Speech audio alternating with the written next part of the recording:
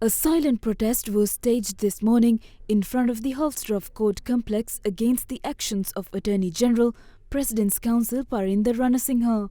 Organised by a group of civil society activists, the demonstration raised concerns over what protesters described as bias in the Attorney General's handling of certain cases.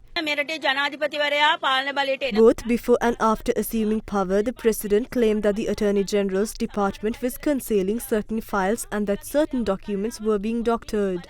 The people expected action. Yet, even after a year, these files remain concealed. What is the government doing with a two-thirds majority? How long are we expected to tolerate this, given that actions can be taken against the Attorney General? The Justice Minister should stop striking deals.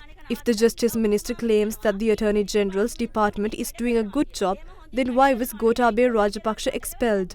This government has clearly rejected a system free of corruption. Keep in mind why you were elected. Meanwhile, a group of attorneys supporting the Attorney General submitted a memorandum to the Attorney General's department this afternoon, headed "Protect the Attorney General's Independence and Condemn Interference in the Judicial Process." You guys know the people who know the law. I mean, I'm not about the law. Definitely. If I make a mistake, there is a court of appeal there. And there is Supreme Court there.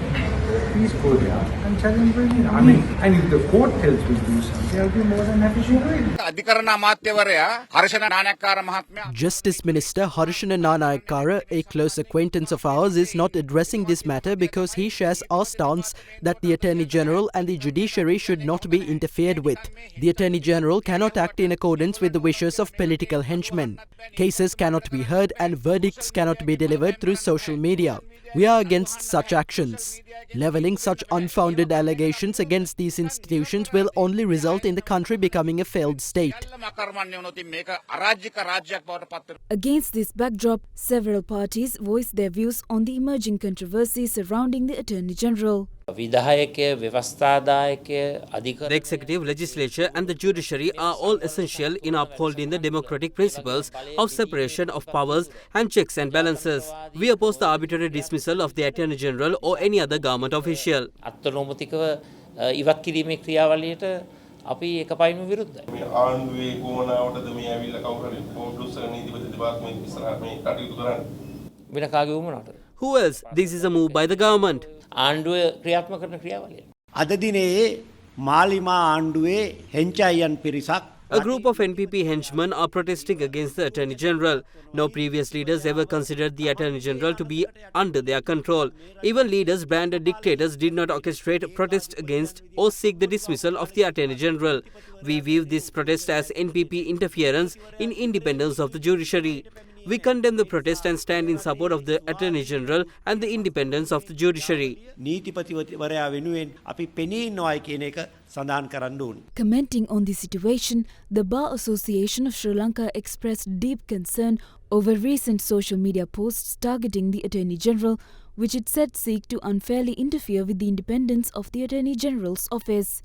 The Bar Association emphasizing that the Attorney General has to decide whether or not to charge or interdict a suspect based on the material available and submitted to him by the investigating authority, said the decisions may not necessarily reflect the popular view.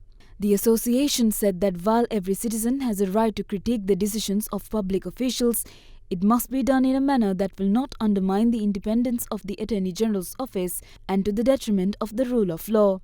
Accordingly, the Bar Association called on the government and law enforcement agencies to ensure that there is no unwarranted interference with the exercise of the Attorney General's powers.